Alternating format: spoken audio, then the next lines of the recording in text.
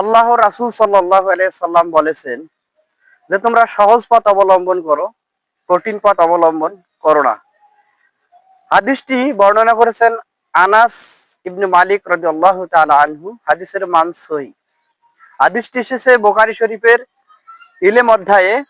হাদিস নাম্বার হচ্ছেন ৬৯ নম্বর হাদিস। সো বন্ধুরা, আমাদের বাংলাদেশে একদল বলতেছে আমরা শাসন ক্ষমতায় গেলে আল্লাহর আইন প্রতিষ্ঠিত করব, আল্লাহর আইন বাস্তবায়ন করব, আল্লাহর দেখানো পথ ও নিয়ম মতোই আমরা জীবন চলার বা সংসদ চলার প্রচেষ্টা করব। আর একদল এগুলোরে আবার বিরুদ্ধাচরণ করতেছে। তারা বুঝতেছে না যে আমরা আল্লাহ তাআলার বিরুদ্ধাচরণ করতেছি।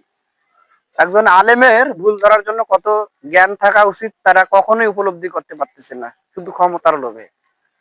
সো বন্ধুরা, আপনারা সতর্ক থাকবেন যেন না জেনে বুঝে সহজ পন্থা অবলম্বন না করে আমরা যেন কঠিন পথ অবলম্বন না করি।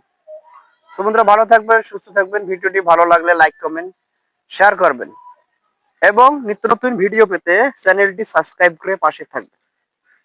আসসালামু আলাইকুম ওয়া রাহমাতুল্লাহ।